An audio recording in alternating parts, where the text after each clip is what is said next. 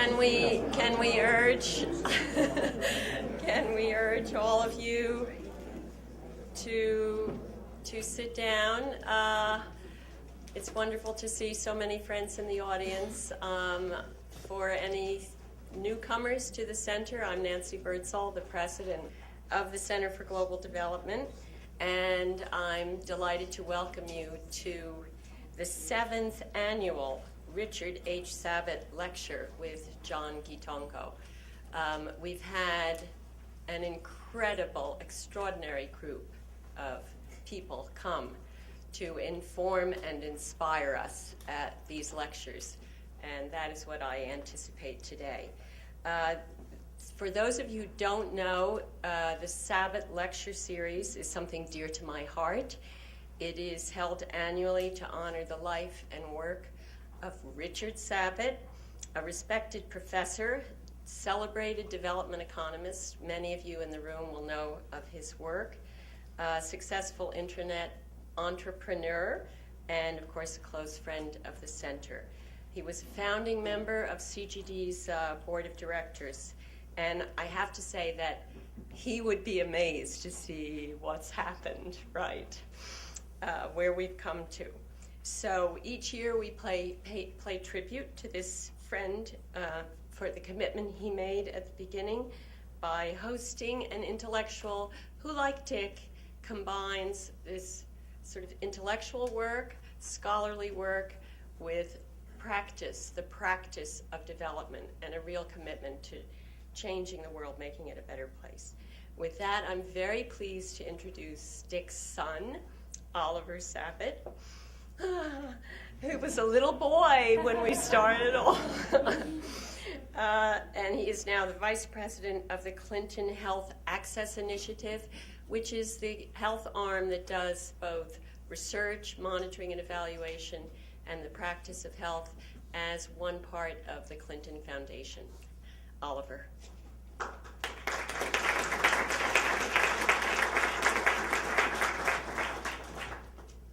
Well, thanks, Nancy. It's always a great pleasure to be here, and as you said, I think my father would not only be amazed at how far the center has come over the past decade, but tremendously excited. It was one of his great passions at the end of his life. One of the things that I really enjoy about this lecture every year is getting a chance to reflect on how my father would have thought about the issue at hand. And last year we dug into issues around evaluation and learning, and this year I took a step back and tried to understand what he might think about issues around corruption and accountability, given Dr. Githongo's work. Nancy and others who worked very closely with him may have more insight, but his writing and the interviews we have with him that I've been able to go through have actually been rather silent on this topic. So I had to do some creative piecing together of what I knew of him and what I knew of his other work to determine what he might think on the issue, what he might say were he with us today. And what I have come up with is that I think he might propose an approach which you might call empathic intolerance to the issue of corruption. Empathic because taking a different approach than the dialogue you often hear here in the U.S. Or Europe, which has a self-righteousness to it, to the issue of corruption. And it led me to think about what one of my current bosses says, which is, he says, in his many decades of work all around the world, the worst corruption he has seen is here in Washington, D.C. It's just more sophisticated than what you see in many other countries. And I think my father would have braced that idea, and that we here in this room and in London and Geneva and elsewhere should be careful within the glass houses in which we live. But at the same time, I think he would also have that intolerance that many of us feel to the waste of scarce public resources that are intended for the public good, and bring to it a pragmatism that would essentially be one of applying a principle of universal accountability, that it is more than just trying to hold a few public leaders to account in the developing world, but it is one of holding everyone to account who is involved in using resources, whether they be public or private, whether it be in Kenya or whether it be here in Washington, to account for the public good that we intend. So I'm looking forward to Dr. Githongo's talk and learning more about what we can be doing to improve accountability in Kenya and other developing countries, but also what more all of us can be doing to hold ourselves to account, not only for how we spend resources, but how we achieve the results, the dramatic change that we set out to achieve in terms of improving the human condition. Thanks very much.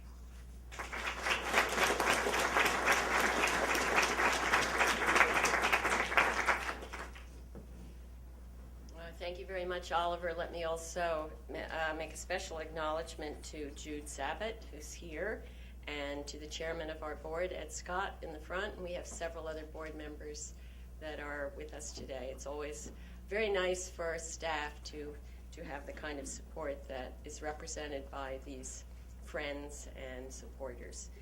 Now, John Githongo, I have the privilege and pleasure of introducing. Some of you know him better than I do, but let me say a few words about him. He's the CEO of Inuka Kenya Trust, which is a citizens empowerment group in Kenya. I think it's about 3 or 4 years old. I think it's something that he started when he returned to Kenya. He left Kenya in 2003. As many of you will know, he was fleeing in a way to protect himself after exposing corruption at the very highest levels of government. And he has, before then and since then, really devoted his life and his spirits to the cause of greater justice and less corruption in his own country and throughout Africa. He is the chair of the Africa Institute for Governing with Integrity, which is associated with Freedom House. He's also on the chair of ONE, which is an organization known to many of you here in Washington. I'm not sure what this means, but I suspect that many of you who in the room do know, he's the senior common room member of St. Anthony's College, Oxford. And he told me that he is hoping to complete soon a book which might be entitled From Madarau to Heshima, and that is translated very roughly, he says, as from disrespect to respect. It has to do with the issue of dignity, which in a way Oliver also just referred to. I hear that he's a very exciting speaker. John, please come to the podium. We welcome you.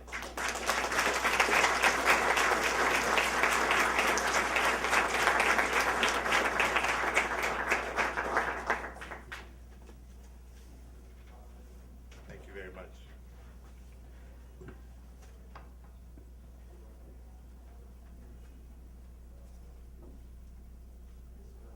Try and get this to work.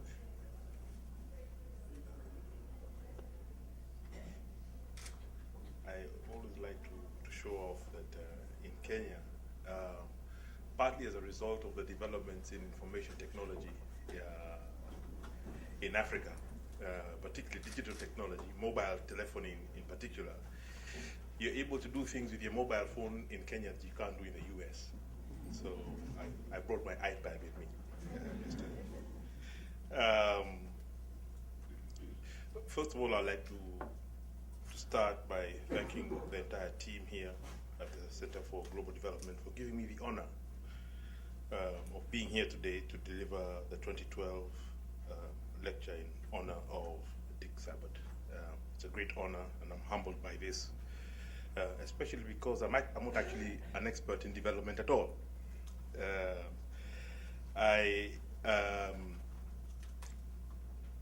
I'm grateful also in that over the past couple of weeks, 3 weeks, that we've been discussing the subject of my speech here today.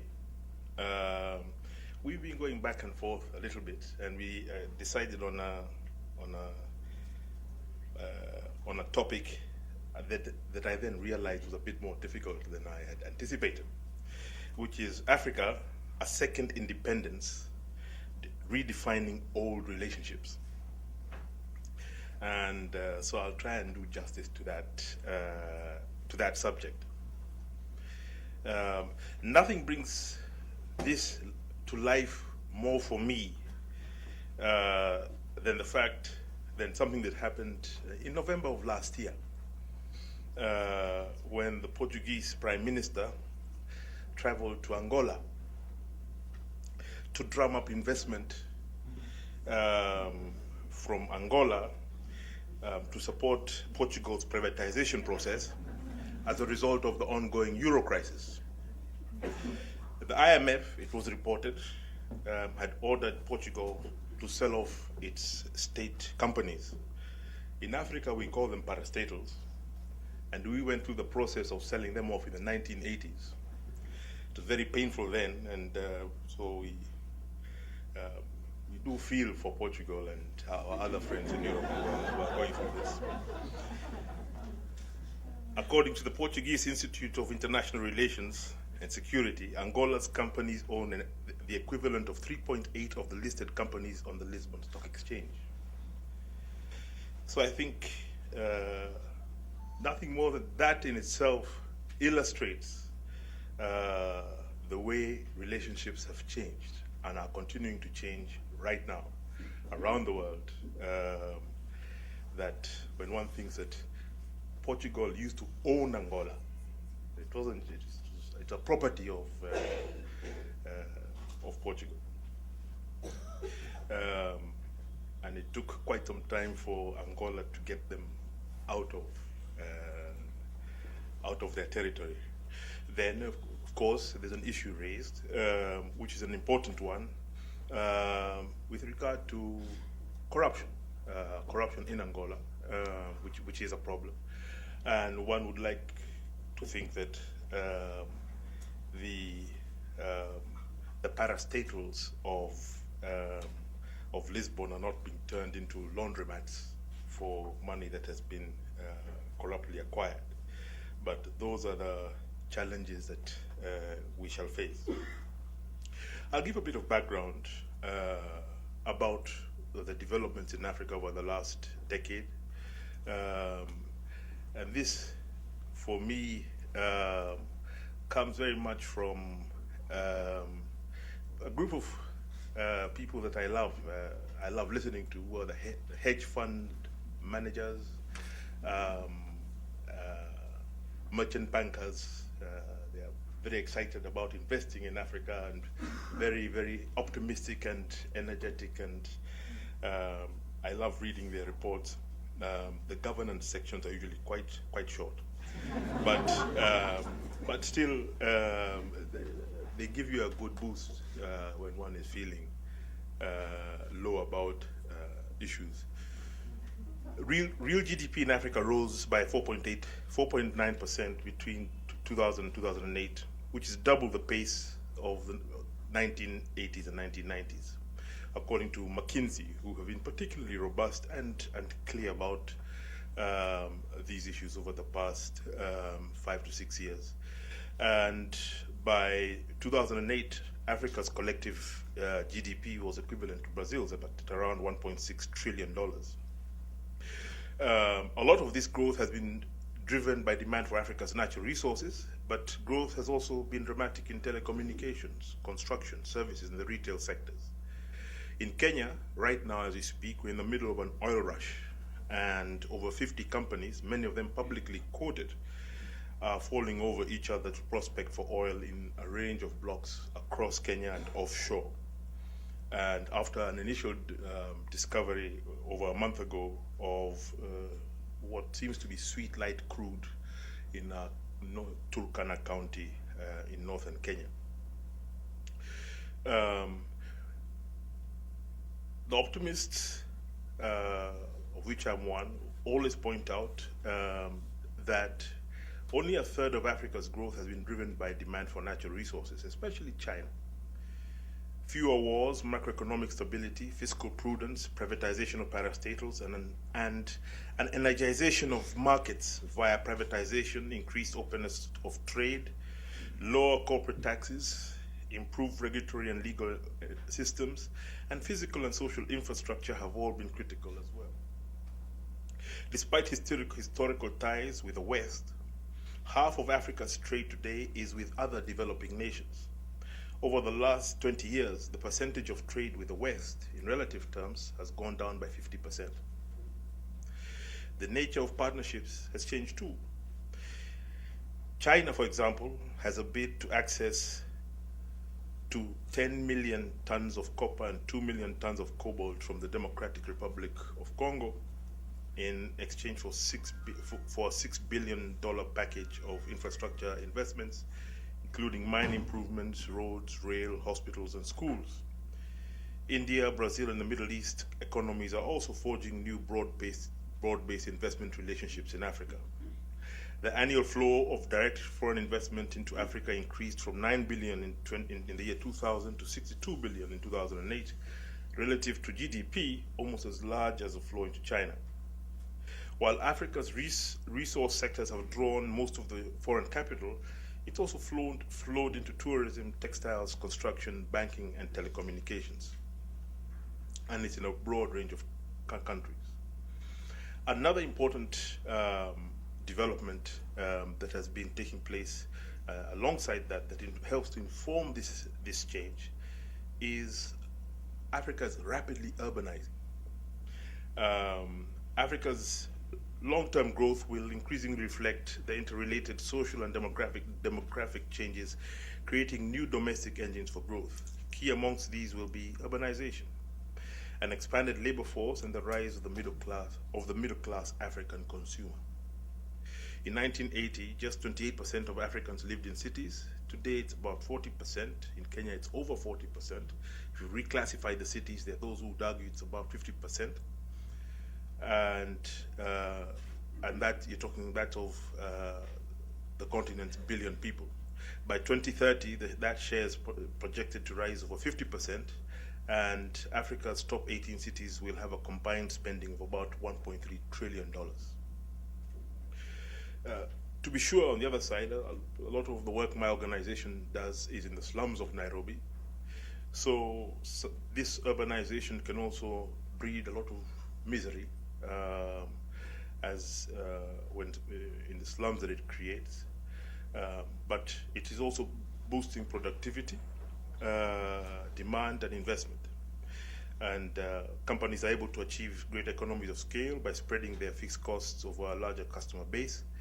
And urbanization is spreading the construction of more roads, buildings, water systems, and similar projects. Since 2000, Africa's annual private infrastructure investment have tripled, averaging 19 billion from 2006 to 2008. Nevertheless, more investment is still needed if our new megacities are going to provide a reasonable quality of life for the continent's increasingly large urban classes.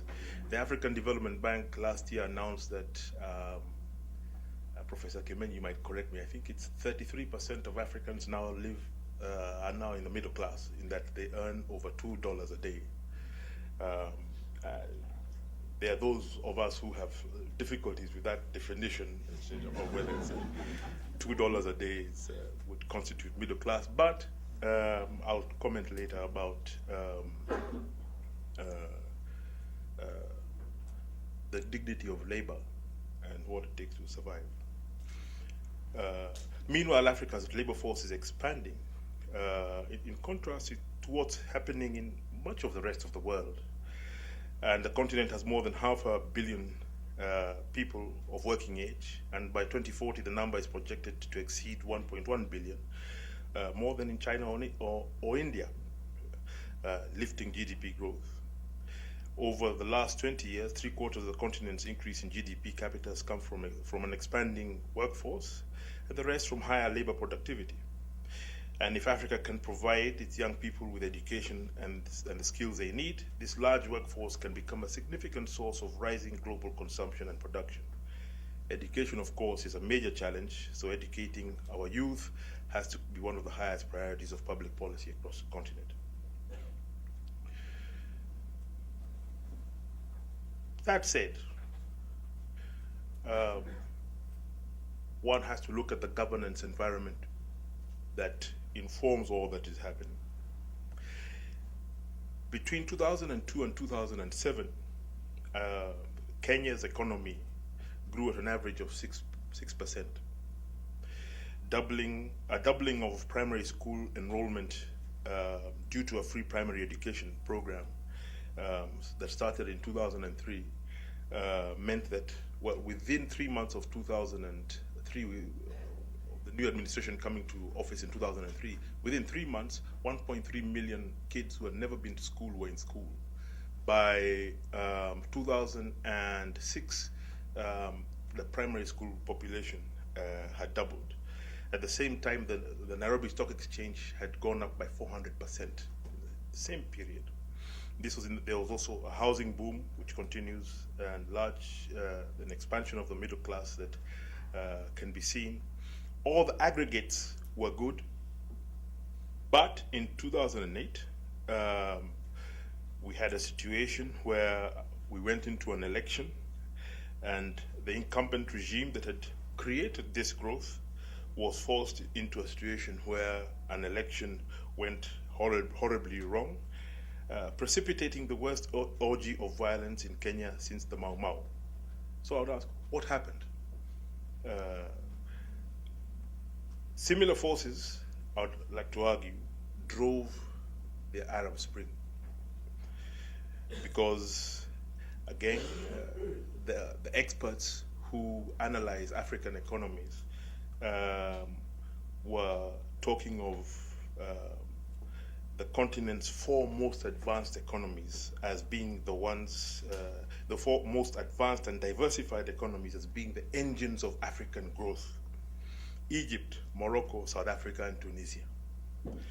And these were already broadly diversified, and their manufacturing and services together totaled 83% of their combined GDP. Nothing has brought home to everyone the suddenness with which matters can turn and spread than the ongoing Arab Spring that started in Tunisia, swept through Egypt, went through Libya, is in Yemen, is grinding on in Syria, and looks certain to catch up in Bahrain and those Emirates that don't get ahead of the curve, and eventually some of the more stable kingdoms as well, making it the greatest political convulsion on a global scale since the fall of the Berlin Wall. And as the Middle East convulses, Europe has been bubbling too, forcing hard questions about models of economic governance that were previously beyond reproach. In Asia, we're witnessing a giant shift in power to the most populous region in the world, and in Africa, we climb out of the hole into the sunlight of sustained growth and deepening democratization, albeit by a still rickety bridge across a raging river of polarized identities and nation states, in some cases, that weren't meant to be, and the breaking of ties, finally, with colonial masters, creating a new mindset for a new generation. Inequality is at the heart of the changes underway. Indeed, the countries gripped first by the convulsions of the Arab Spring were the region's developmental successes, according to the aggregates one examines, the Tunisias, the Egypts. By the time the Arab Spring started, these were countries that were actually doing very well in terms of health, in terms of education. They were the high flyers. So something went wrong on the governance front.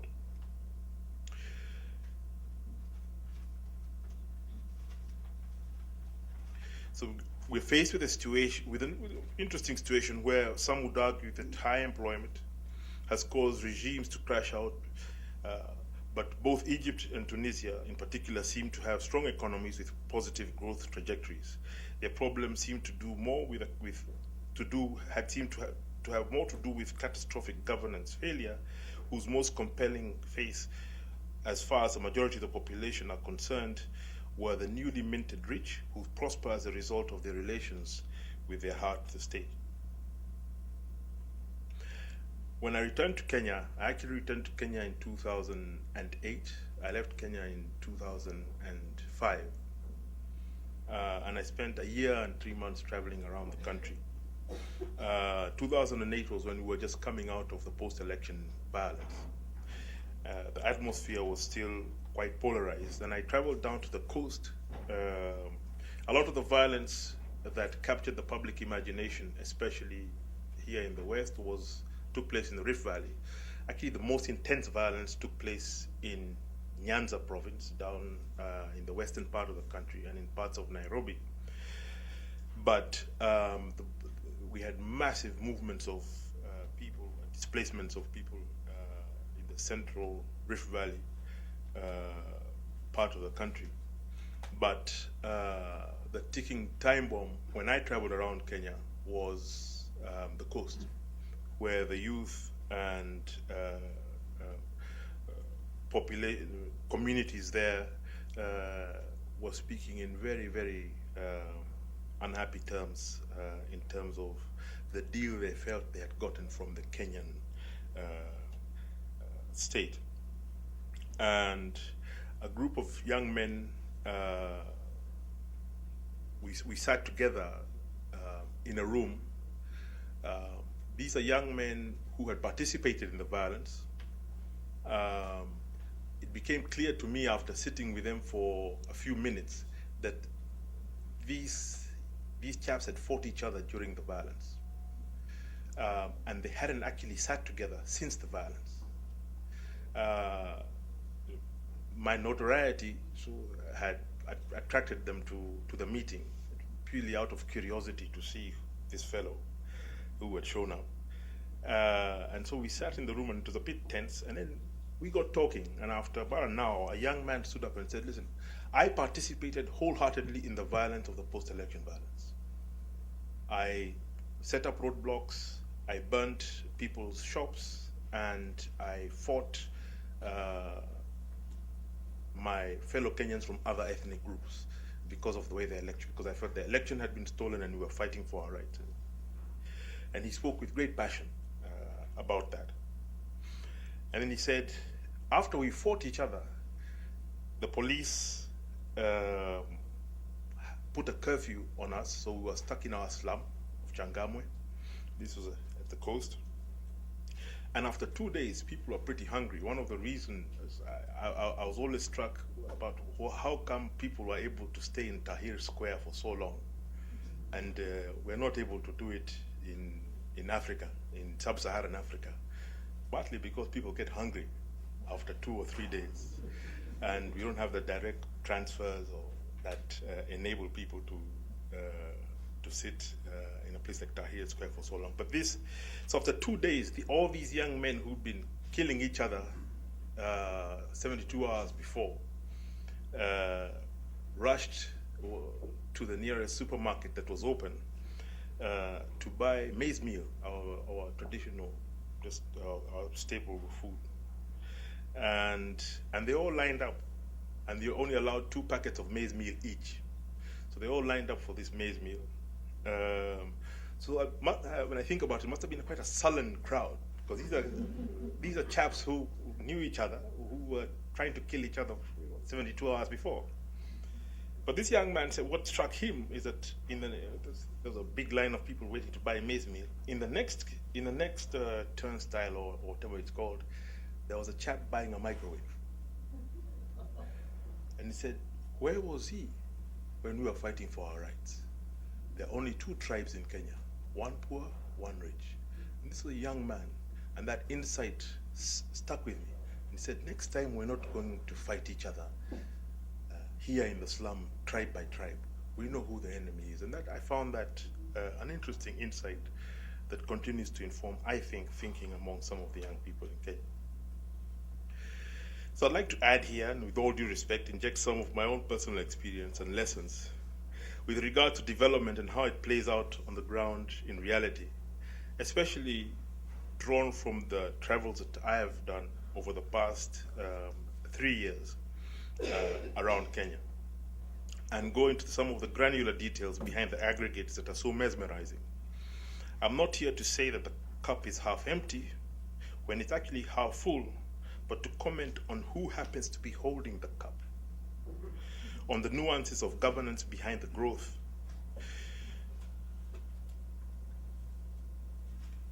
I have spent a significant part of my life in the anti-corruption field in one form or the other.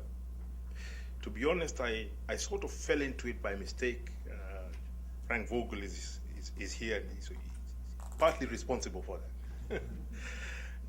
At first, utterly fascinated by the creatures it produces of us. And it reminded me of a friend who I knew before I joined government, and when I joined government, he went into business. He was very excited. He says, it's a good time. Finally, we're in government. It's great, John. I said, yeah, it's good, but it's a lot of work to do. We've got to clean up the prisons. We've got to. I was weighed down by all these big considerations. He was very excited, and I said, "What do you want?" He says, "I have to make money." I said, "How much money?" He says, "John, I have to be a millionaire in dollars. That is, I feel I want to be a millionaire in dollars." It has a certain, I think maybe Hollywood has been the most powerful export that America has given to the world, and I think millionaire in dollars is something that has existential aspirational sort of. So my friend made it fairly quickly. Within 18 months, he was a millionaire. He had made his million, and you could see it physically and in terms of the accoutrements that come with it. But after his first million, he wanted 10. And we sat and we joked, because he was now talking of language that I didn't understand, of mergers and acquisitions, and he'd gone into very complex kind of discussions of, but it had gone into tens of millions of dollars. And then when I last met him, when he's looking even healthier than he was when he had become a 10 millionaire, he's talking about hundreds of millions of dollars now. It was totally, for me, it's totally irrational, because he can never spend it, and yet he set out to accumulate it, almost for its own sake. It wasn't as if he had invented some new app or made a fortune from some transformative innovation that was a public good in and of itself, like Dr. Sabot was accumulating it through a variety of means that I shan't go into in great detail. So a number of lessons that I have drawn in my life as I have watched friends, colleagues, some enemies as well, go through this process. And I came to conclude as a first lesson that we are, in our most basic condition, complex beings who make rational individual choices, first to survive and then to thrive. We inhabit a universe defined by our relationships with others, with things, with ideas, with the world at large. Relationships that define our identity and introduce in all of us a fundamental irrational core. In a sense, our most rational intrinsic desire is to be free and to be alive. You collectivize the quest for freedom and immerse it in the reality of the power of identity, and irrationality rules, and with it, a complexity that has stumped economists, especially in these difficult times when the unregulated markets seem to have gone a bit wobbly. We learned that Adam Smith's invisible hand was just that. It was invisible. It wasn't there. We've had tremendous growth. Millions have been lifted out of poverty, more than at any other time in human history. but inequalities have also deepened, and when combined with the corruption of elites and the comforting irrationalities of identity, have served to increase political volatility in important sections of the world. My second lesson has been, and here I say this with all due respect in this esteemed gathering, maybe the aid industry, the development industry, is having a nervous breakdown. Because the most oft repeated question to me over the last 3 years by development practitioners involved in Africa has been, given all that is happening and has happened, what should we be doing? How can aid be improved? How can it make a difference? How can it help to bring transformational change? And one can feel a very powerful existential questioning by development practitioners of, are we doing the right thing? What should we be doing? How should we be doing it? And that's why I said it's a nervous breakdown in a sector. I've also learned that if you come across a development practitioner who is totally certain that what they're doing is correct and doesn't ask you that question, then you've come across somebody who doesn't actually know what they're doing. Aid, when it helps to consolidate an inclusive identity, when it recognizes that the poor, and this has been my most important lesson, are the world's most robust survivors, that the answers lie within them already, when it is based on the recognition of a mantra that I use at every opportunity, that dignity comes before development, then one is arriving at the answer. Give you an example. Everyone knows of the Kibera slum in Nairobi, in Kenya. It's supposed to be Africa's biggest slum. I contest that. I think the biggest slum we have in Kenya is called Mukuru. It's the other side of the city. And I have some activities in Mukuru and all the slums in Nairobi. But I remember visiting Mukuru and visiting a slum film theater. And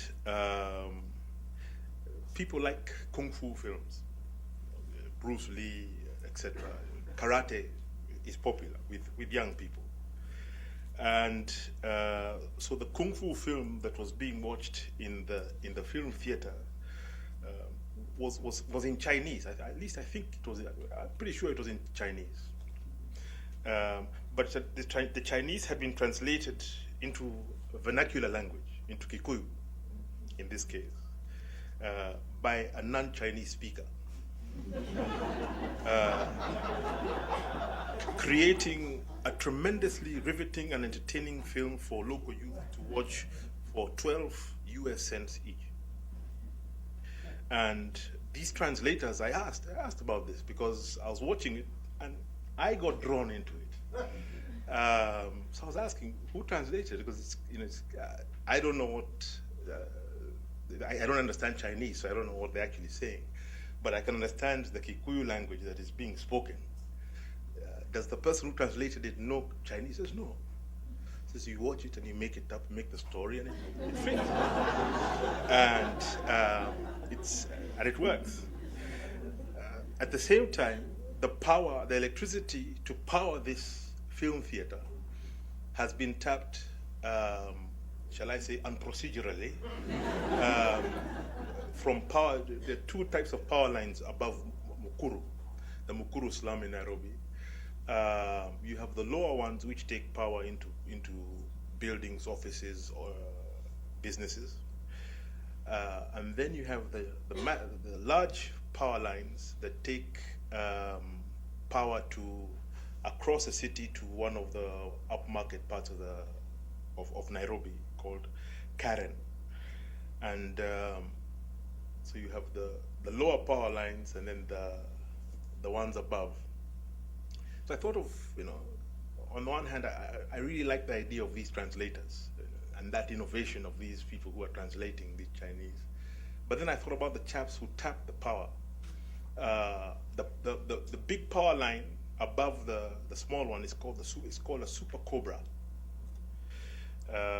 because the people who are experts at tapping this power have to throw a wire with a stone or whatever it is. You have to throw a wire.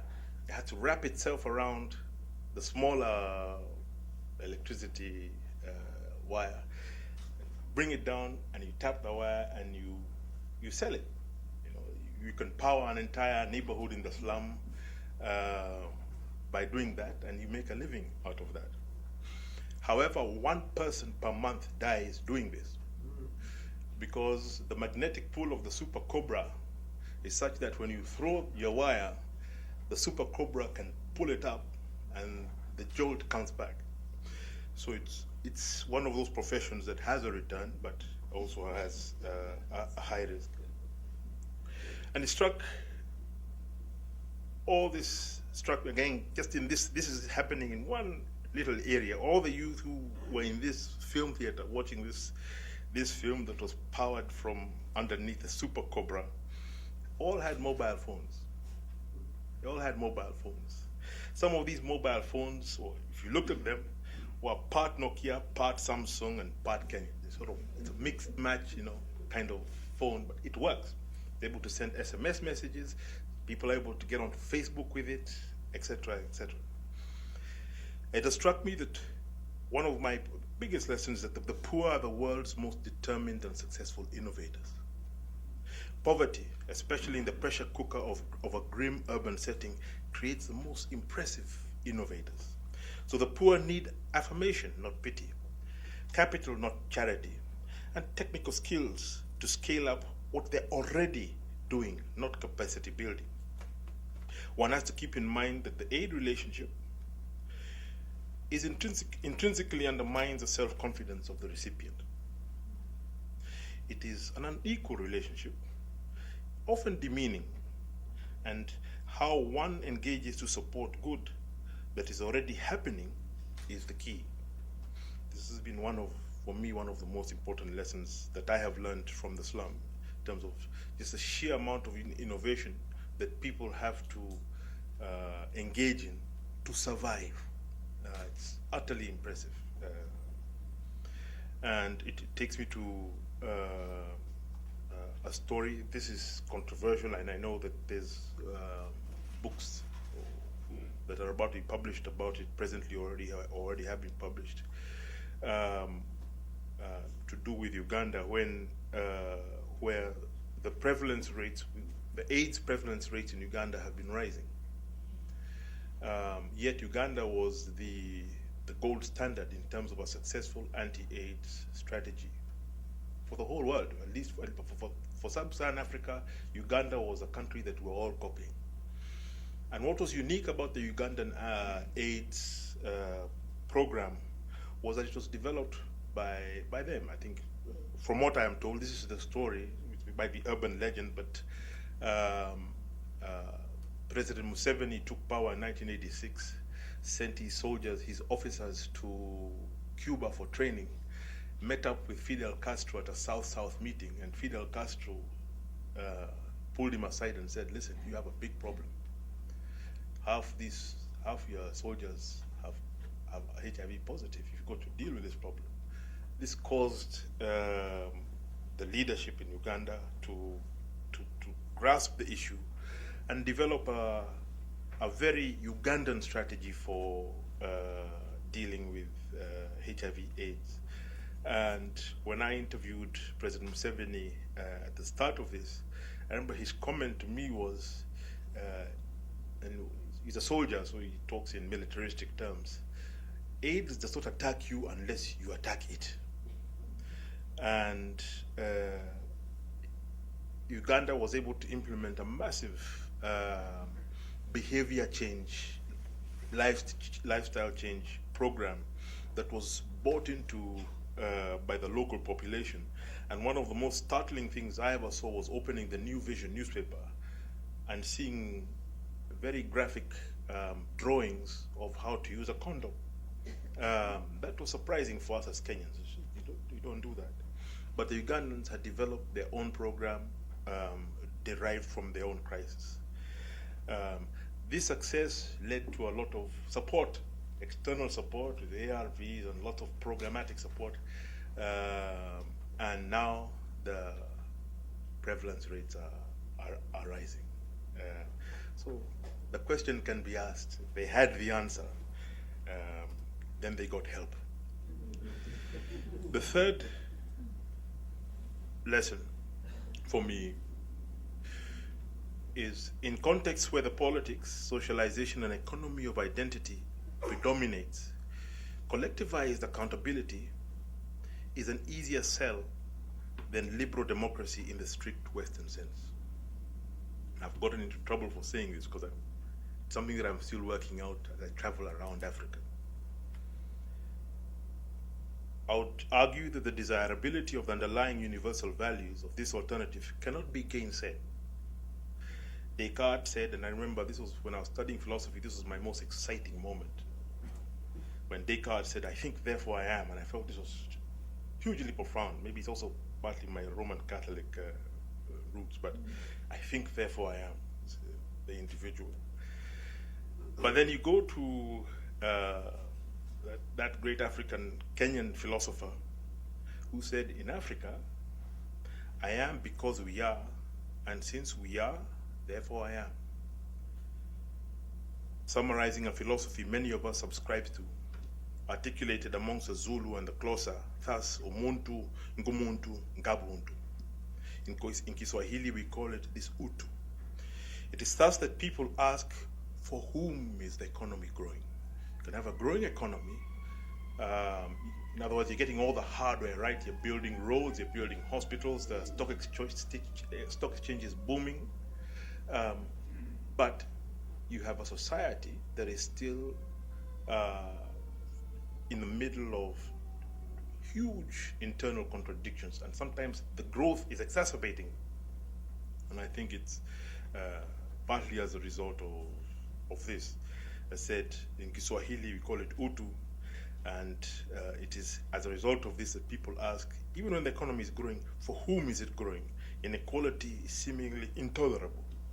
Messily, and in all likelihood in the upcoming period of some volatility and considerable difficulty, Africa is making its peace with a still evolving governance system that takes these issues into account, such as Kenya's new constitution, and at the same time, a critical mass has been achieved with regard to the universality of certain values where governance is concerned.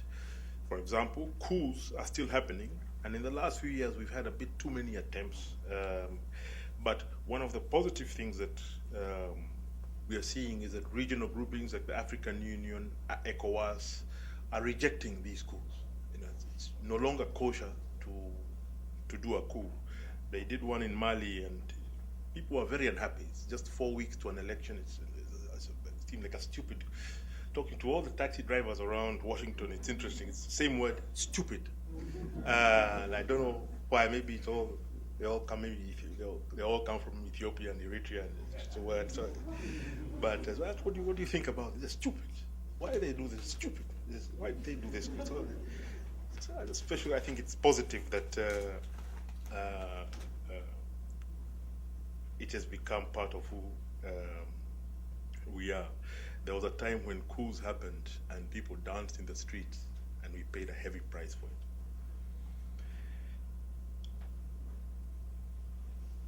It's forced me to be reflective about some of the things that I made my career initially writing, studying, people like Mobutu Sese Seko of Zaire, Omar Bongo of Gabon, these colorful dictators who were extremely corrupt and really were terrible managers of state affairs. And I have reviewed Mobutu over the past few years myself. I've come to certain conclusions. Maybe it's also, my friends tell me, John, you're just growing old. That is also true. Mobutu was a terrible manager of state affairs, but we're forced also to admit that he was a canny nation builder. Even if at times this was an unintended consequence of a corrupt megalomaniac rule. The truth of the matter is, today, the Democratic Republic of Congo is not falling apart. It didn't fall apart when, in the 1990s, it was invaded by 6 or 7 other African countries. It's been a basket case for as long as people have been writing about the Congo. So since Leopold, it's been a basket case, and still one country. And if you talk to Congolese, this is the most special thing for me, you talk to Congolese, the idea, when Congo was invaded by 7 African countries in the 1990s, we thought, well, at least Shaba, the southern part, or maybe even Kasai, would break off. It did not happen. And you talk to Congolese, even today, no matter the difficulties, they're very clear, we're Congo men. And that's not going to change despite the difficulties. What did Mobutu do? What did he do right? I always painted him as somebody who didn't do anything right. But he did something which was interesting. While looting the treasury and mismanaging the state, he introduced a policy of indigenization and authenticity. So we all had to get rid of our English baptisms or French names. He was Joseph Désiré Mobutu, he became Mobutu, Kubu, Agabanda, etc., etc., etc. And the entire country did that. People could no longer wear a suit and tie. You had to dress in African dress. To this day, the music that is produced in Congo, Lingala, is the most compelling, or is the most successful musical export of any African country anywhere in the world. To this day, even in the middle of the war, the Congolese, unfortunately, not being unpatriotic here, the Congolese football team, even in the middle of war, could always beat the Kenyan football team, Harambee Stars.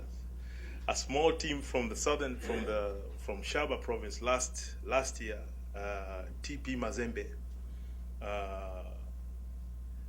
came second in one of the world's big tournaments. And no one had ever heard of this little team, TP Mazembe. The whole of Africa, we learned about TP Mazembe. There was something that Mobutu did that helped forge a nation out of a disparate people. He was terrible at managing the economy, and DRC is still recovering from that. But he touched the software in a way that was quite unique. And if you watch on YouTube interviews with his Goebbels-like Minister of Propaganda, you begin to understand how much effort was put into that, creating a sense of nationhood amongst the Congolese that persists to this day. You can tell a Congolese person from a mile off because they're the best dressed, best smelling, best turned out Africans you can come across. The gang was part of that policy. What role then for the international community? Which is the question that I was asked. Number one, external, mainly Western development actors are what used to be called the international community. When we spoke of the international community in Africa, we meant the West. A few, IMF, World Bank, America, Britain, just a few, because the ex-colonial masters in Scandinavia, it was the West. This era is over. There are new elephants in the room: China, India, Brazil. And within our own regions, intra-regional trade, interaction, cooperation on a variety of fronts has deepened and expanded exponentially. Western aid as a factor of development of the development scene is declining in relative and real value and quantity. It's changing too. Some of these relationships are old ones being renewed. Some of the relationships, if you think of a country like Kenya, the relationships with China go back to the 13th century. Some of the relationships with the Middle East go back centuries as well. So they're simply being renewed. And as a result, our old relationships with our former colonial masters are being accordingly recalibrated. A majority of Kenyans, 78.4% of them are below the age of 34. They're urbanizing rapidly, and this urban demographic is already in the digital age. It's important, this generation does not remember the war for independence, doesn't remember the struggles for independence that we had. And for them, and I shall put it very bluntly, white people aren't a big deal. It's as simple as that. For a previous generation, when I speak to my father's generation and others, if you could ever have told them that a black man will be president of the United States, say, forget it. Many people were saying that until just a few years ago. For this generation, it's no big deal. It's happened. And that's a very special, important change in the way that especially youth relate to one another.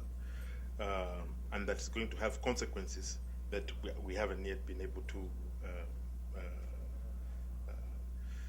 analyze and roll out, but will definitely be important. As I said, in Kenya, we promulgated a new constitution in 2010. And in a sense, as a country, we have come full circle.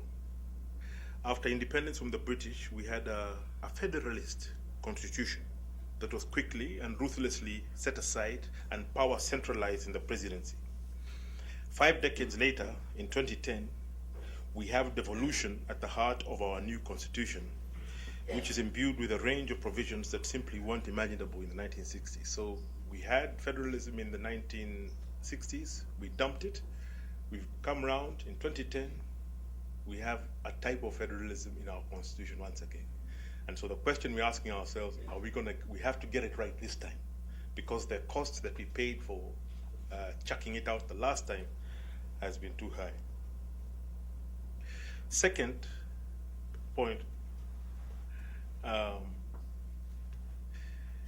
it seems to me, and here this I'm aware of a large and sort of bombastic observation, but I make it from the point of view of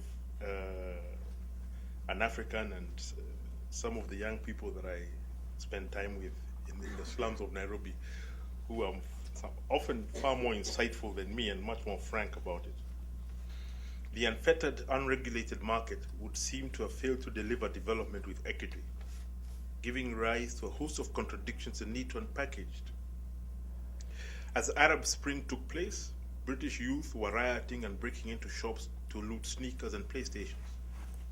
There's an important role for development actors in all nations to play in thinking us out of current conundrums, in partnerships that recognize that if an entire financial sector in the West can be shaken and the Portuguese run to Angola for some dollars, the playing field has changed. Much thought needs to be given to the role of governments and politicians in this new dispensation. There's a sense in which politicians, I read somewhere, had been reduced to the role of managers of policies. But as the market can't carry itself the role of,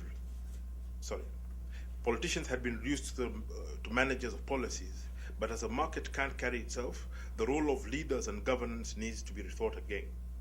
They have a responsibility to intervene to ensure equity in an age where inequality is causing volatilities. As I said, as Adam Smith's non-existent hand can't fix, in an era where the politics of identity is stronger than ever, needing deep research, holistic mitigation, and inspired leadership. Occupy Wall Street, the Arab Spring, and other convulsions and developments driven by the youth share the same underlying narratives in a sense. Of my entire time in exile, my unhappiest moment was when I sat with a so-called Kenyan expert, and we were talking about corruption. And he asked me straight to my face, he says, this attitude you've taken towards corruption in Kenya, do Kenyans share this? Surely this, and his implication was that Africans are corrupt. Why are you complaining about corruption? And I've never been, I remember leaving very unhappy. We had lunch and I was very unhappy after that lunch. But this person was a friend, and as I unpackaged his thoughts, I got angrier and angrier. So finally here, I'd like to give what I think is the most important contribution that organizations like the Center for Global Development can make in this neurotic phase. And it's, in a sense, to reach down and reach into the roots that led you to create the CGD and the countless similar organizations around the world. When I look at all of you gathered here, certain values, beliefs, and desires led you here. Certain commitments, certain visions about the way the world should be led you to where you are today. You could altruism. It continues to need empathy based on the principle now that dignity comes before development. And the relative financial power of the West in places like, as the relative financial power of the West in places like Africa declines, this allows for an unique opportunity to reforge relationships, partnerships based on respect and love we all share for the values of freedom, equity, and basic human rights for all peoples. Today's technological advances make it possible for us to forge these partnerships via value-driven networks that can empower people across the world. So I salute CGD for the great work that you do and for what you believe. All this, the meltdown that is happening, the existential questioning that is happening in the development sector as a result of what all the changes that are happening in the world, I think it's perhaps a good thing, because it forces us to go back to our roots of why did we start this? Why did we get involved in this? Because we're all human beings, we share the same world, we have to live in it, and we all have a duty to it. Thank you very much. Very good.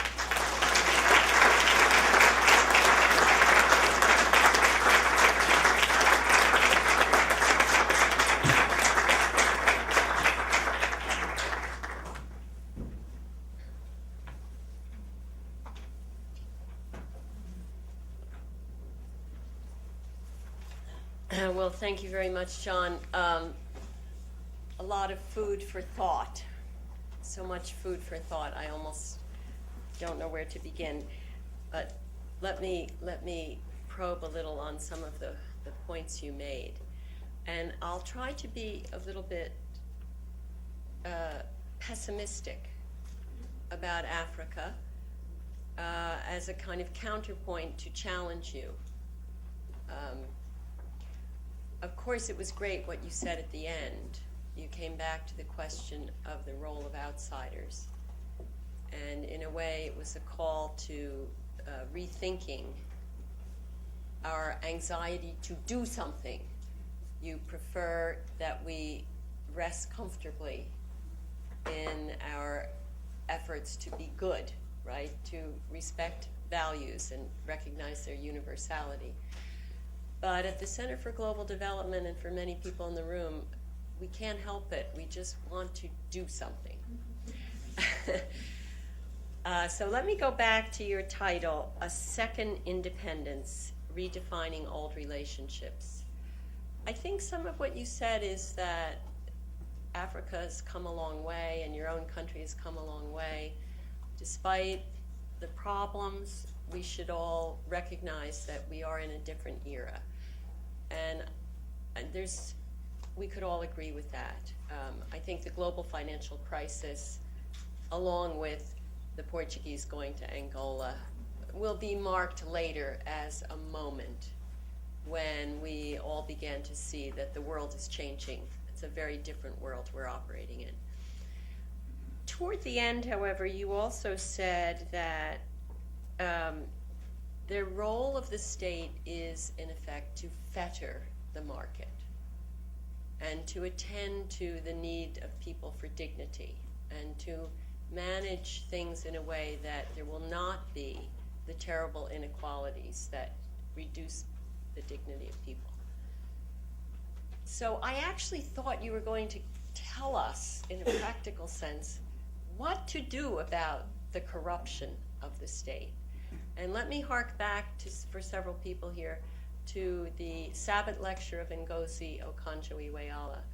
She spoke about political corruption, the corruption not just in the private sector, not just complicity, say, between the international community and domestic state actors, but corruption that arises because of the political process, and in particular because of the electoral system and democracy itself. Maybe you could say a word about that. How do you, if I could force you to be a little bit practical, what do you think Africans should be doing, Kenyans should be doing, and outsiders should be doing or not doing to work together to reduce this problem of, say, political corruption? I think that sometimes it's important to resist the urge to do something. Because the first rule of engaging is to do no harm. So that's always the caution that I put.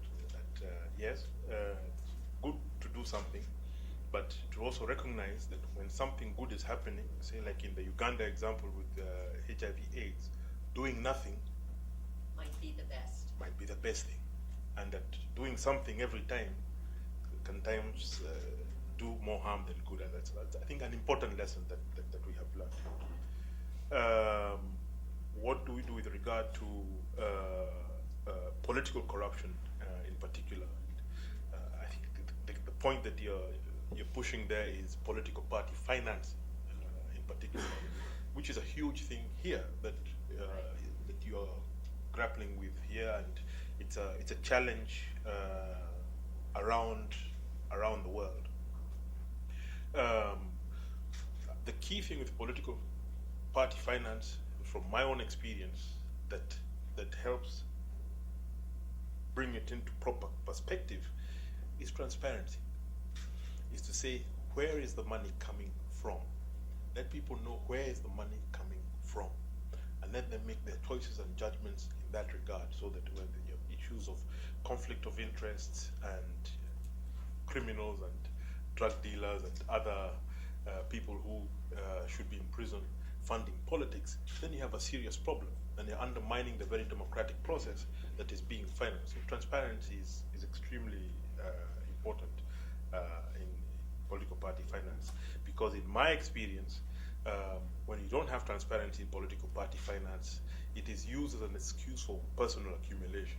My own personal estimations from what I've seen when people are saying they are raising money for political party finance, 70% of the money raised for political party finance goes into personal pockets. Only 30% of it goes into printing T-shirts, putting fuel into campaign vehicles, putting ads on television. At least in Africa, from what I've seen, just introducing a measure of transparency of where's the money coming from, who is it, is absolutely key.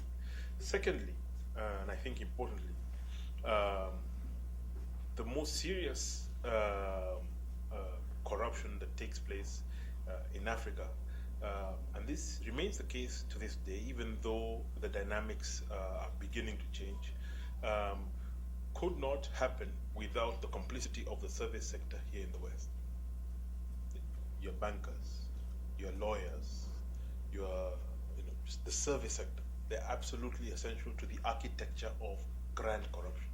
Not the $50 or $100 type of corruption, but $100 million, billion-dollar deals. And you've had American companies caught up in that. You've had British companies caught up in that.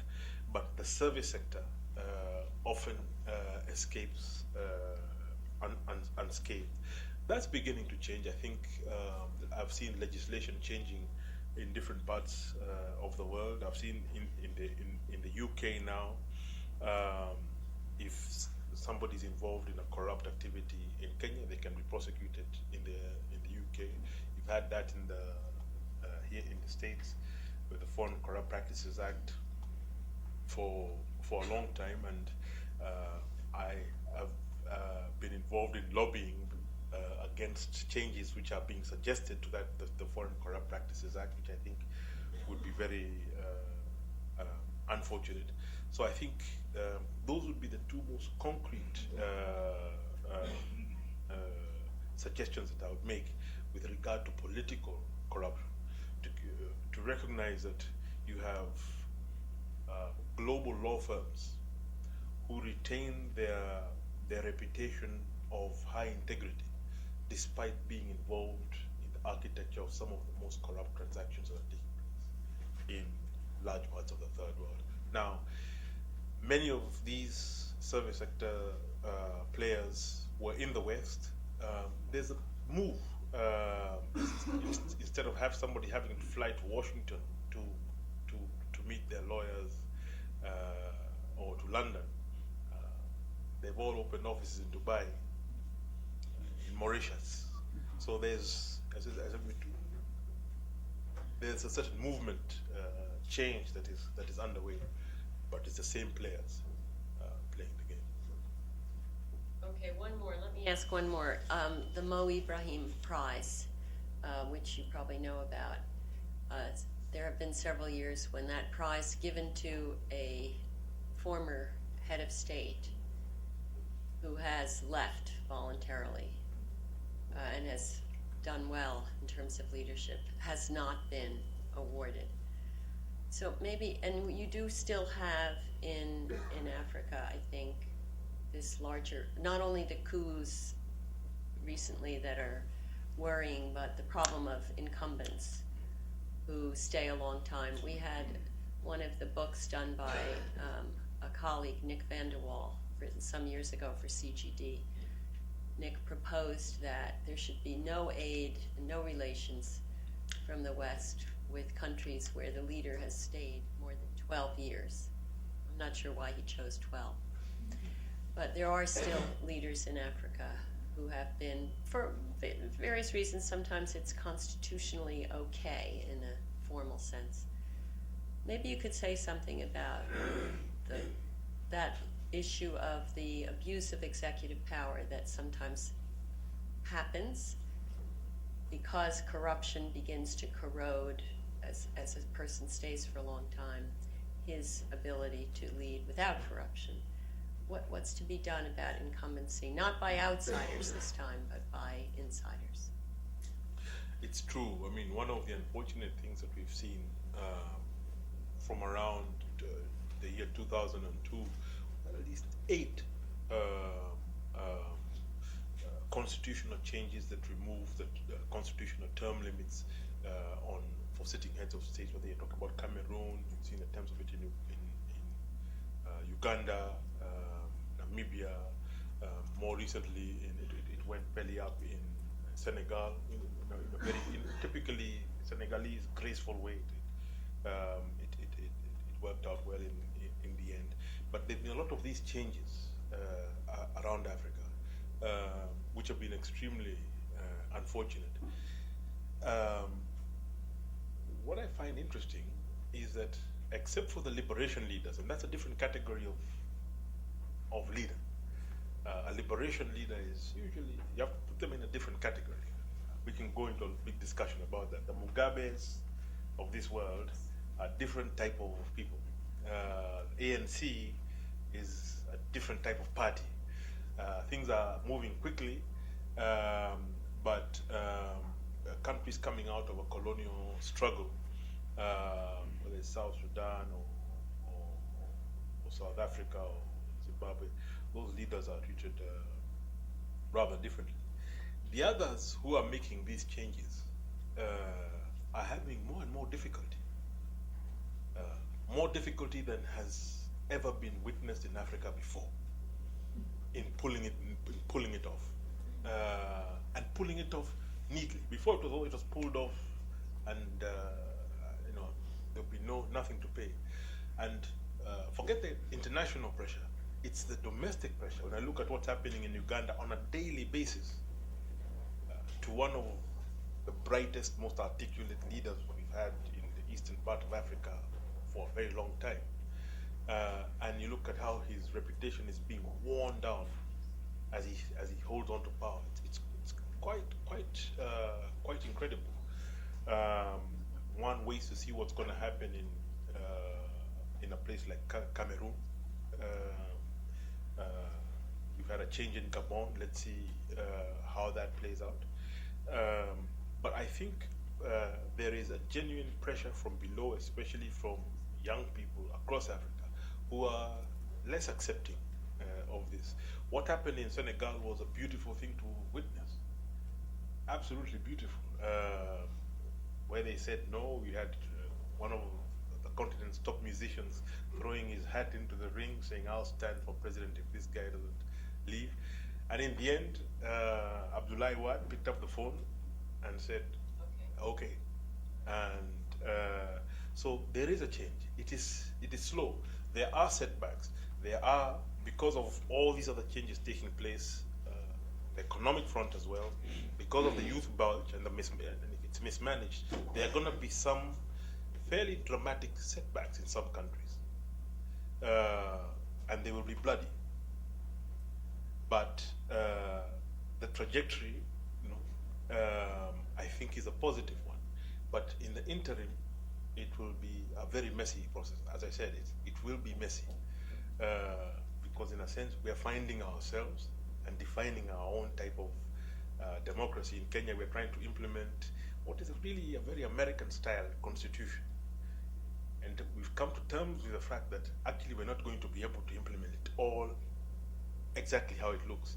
We're going to have to domesticate it, and that's going to be a painful, painful process. And we're coming to terms with it now. Africa's second independence. So Zimbabwe will be the last of the old era, and what happened in Senegal, the beginning of a new era, at least for this transition. Let's go. I see many Africa hands out there. Please introduce yourself.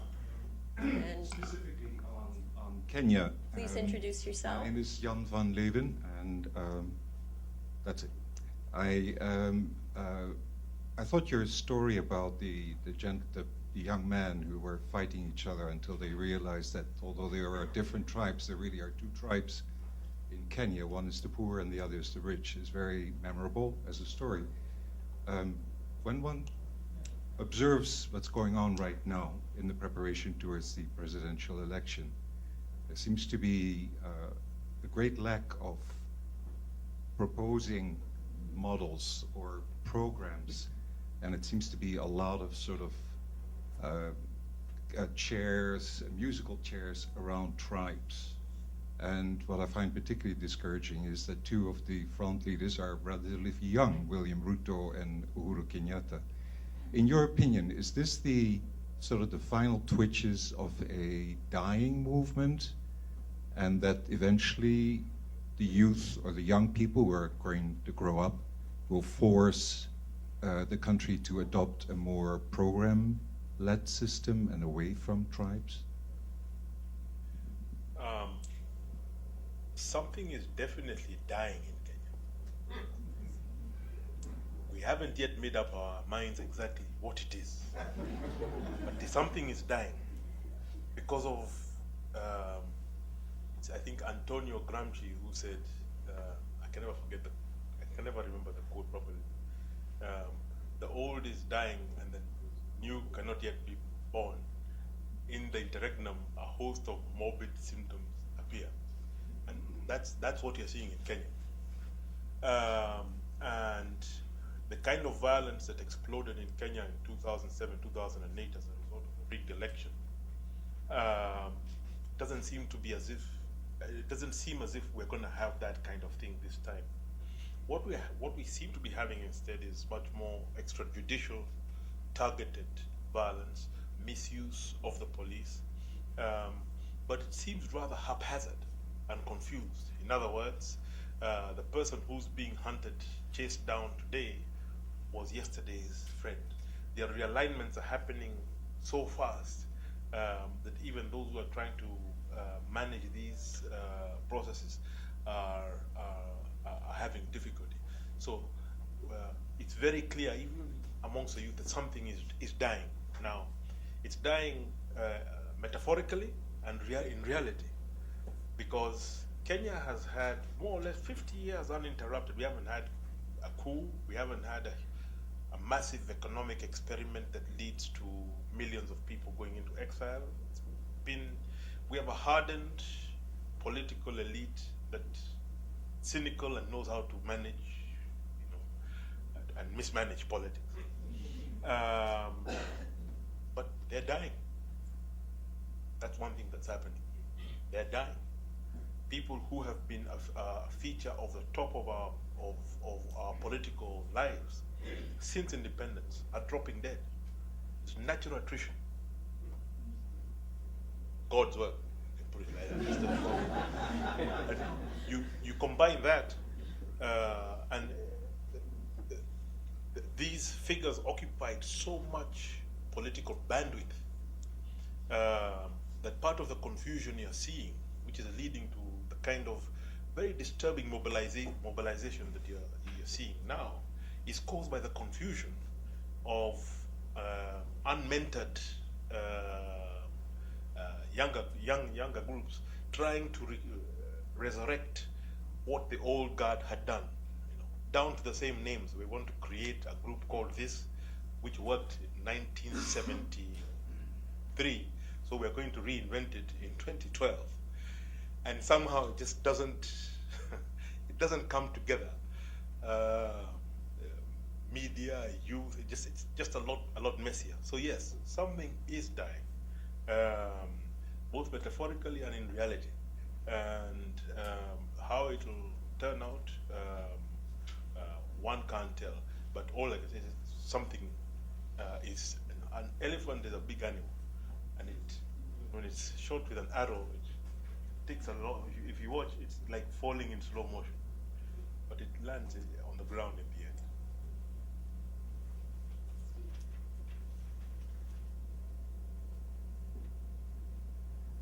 Thank you. Steve Rattler from USAID. I should introduce Steve as the optimist in the room. He has a wonderful CGD book, How 17 Countries Are, what's the name of the book? A wonderful book that Nancy can't remember the title.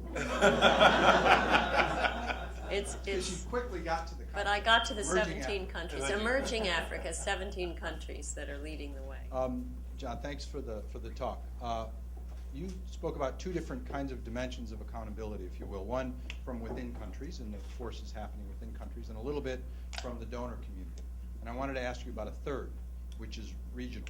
That is from one country in Africa to another. And I'm struck by two kinds of changes in that regard. One is the example and the power of examples of good governance. And what I hear and see more often of countries in the region pointing towards Ghana or Cape Verde or other places as examples of good elections and movements towards good governance, as powerful examples of what can happen in their own country. Or I see regional heads of state coming together to stop abuses in other countries, which we saw in Mali. Now, we don't know how Mali is going to play out. It's awful what has happened, but it may end up not being as bad as it could have, because obviously 10 or 20 years ago, had the coup happened, everyone would have said, oh well, off we go. But the fact is that the regional heads of states got together and said in absolutely no uncertain terms, this is not on. This is not the way we do business anymore, which never would have happened a few years ago. And that seemed to me to be quite a powerful, one of the reasons, and a quite powerful one, why the coup leaders in Mali at least have temporarily moved to more constitutional means. So I just wanted you to comment a little bit more on the regional power and whether we've moved towards some kind of tipping point where the well-governed countries have moved from a minority to a majority and therefore can have some more power on their neighbors. I think that we have so many African countries whose experience with military rule was so harrowing that, first of all, and that experience is still quite fresh, especially in that part of Africa where ECOWAS really came down hard. These Malian soldiers were also weren't that bright. If you're a landlocked country, you've got to really think twice before you try and do a coup. I mean, because they did a coup and they didn't even control their own central bank, and all of the things were shutting down. So they actually didn't think it through. And my Nigerian friends are quite dismissive. Says this, I told them, these people don't know how to do a coup. Timing is wrong. And I think Stupid, as you said. stupid, yeah. and there was a similar, there was an attempted coup in Zambia several years ago by Captain Solo, who went on to radio drunk and made a lot of statements, which wasn't a serious, people could tell this wasn't a serious effort. I think they've only had one Nigerian one, which wasn't serious, where they announced dawn to dusk curfew. Immediately they did the coup, and immediately people could tell dawn to dusk curfew. Clearly, these guys haven't done their homework, and it was quite quickly. But in truth, I think you're right. I think regions, the interconnectivity between nations is such that the regional leaders know that if Mali botches it, it's going to have a political and economic impact on them fairly immediately, even if it's just in the movement of people. Kenya's a living example of that. In that, we have a Dadaab refugee camp in northern Kenya.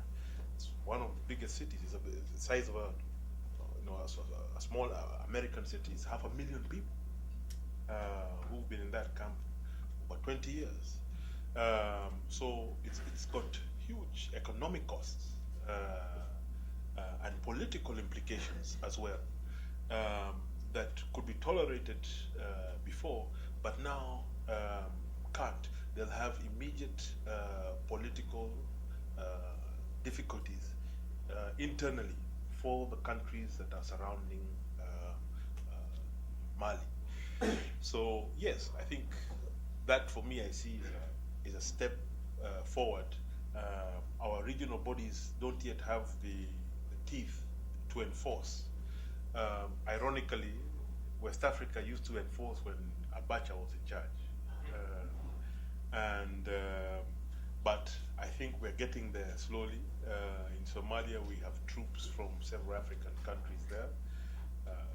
I have my own opinions about that whole intervention, but you have increasingly what used to be a non-negotiable for the Organization of African Unity, which was non-interference in the internal affairs of another country. That's gone. And with the creation of South Sudan, the colonial borders are also gone. So it's all open now. So the answer to what might happen in Mali might not be what we expect.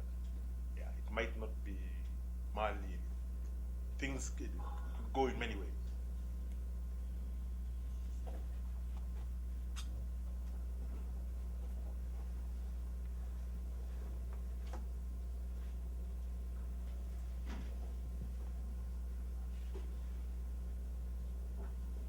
John, nice to see you again. Hal Wackman. We had some dealings in Kenya many years ago. John, looking back, there were a lot of us that, I think including yourself, were pretty convinced during the Moi days that there was a pretty good correlation between poor governance and poor economic performance. And you cited the example of Kenya and other countries where in recent years, at least economic growth has been certainly better than it was in the late 90s. I'm not sure how much of that growth is accrued to the upper income strata, the way it has in this country, but I wonder whether you think the change in government and change in governance coming into the 2000s, post-Moi, played much of a role in somewhat improved economic performance, or was it really other factors like cell phone technology and some other things? I think by the time Moi had been in power for 24 years as a proper traditional African big man. He was the first item on news every night. His photograph was in every public place. It was displayed. His face was on currency notes. He was a big figure in the national psyche of Kenya. So actually, we don't talk about it so openly. Up to to the point he gave up power. We weren't sure he was going to give up. Just that. When he said, oh, he's gone. Now, the group that took over was a coalition that included a lot of the creatures that Moi had created. And that's why we are learning, the coalition now has been a bit messy. But I think that existential exhalation when Moi finally stepped down was so huge that the Kenyans in their minds, we moved into a completely different space. People were never sure that he would go, and our countries are small. You have a leader of that scale, controlling the media, in your face, he's ruthless with his opponents. You have an entire generation of young people who've never known another leader. And then he goes. Even the business community opened up. So I think a large part of the growth was, yes, due to improved economic environment and policies. But I think politically, it was because Moi went. And he retired, and we watched him retire. And we see him around once in a while on TV, and he's there. He's no longer president. And it's clear that the same thing is going to happen to Kibaki, because it happened to Moi. There are always those who have other ideas, but those ideas are increasingly seen as kooky. It wasn't so kooky to think of Moi staying. People took it seriously, that Moi might decide not to go. There were lots of theories that Kenyans were spending a lot of mental energy, working on. Not so right now. Yeah, there are few. There are always some nutters, but their currency is much reduced, and I think a large part of the growth was caused by people saying, yes, if Kenya can actually have a successful transition from this kind of leader to another, because Kenyatta died, Moi took over, so that was a death in office. No one knows how long Kenyatta would have ruled for. We weren't sure how long Moi was going to hold on for. When he gave it up, I think that had a huge impact in terms of increasing confidence, part of Kenyans in general, part of the business community saying, okay, that's a big step up that we made. It's still a difficult place, but it's far better than where we were before. That's a very, very positive way of thinking about it. Yes. The psychology, just that he left, was enough. Hi, my name is Larry Hausman, Jambo Rafiki. I was reflecting a little about your concerns about inequality in Africa and the rich tribes and the poor tribes, and I'm just wondering, it seems to pose a bit of a dilemma, because your traditional big donors, the United States and the UK, and now the new players on the scene, the Chinese and the Indians and the Brazilians and the Middle East, there's growing inequality there, and I'm just wondering, where do your examples come from as a vision for the future? In terms of how to do it right? Of how to do it right. I think the whole world is struggling with that issue. When I look at the Occupy Wall Street kind of movements here amongst young people, I look at the debates about how much is owned by the top 1% in this country and across Europe, with the kind of difficulties they have. When one looks at what has happened across the Middle East, this, I think, we've moved.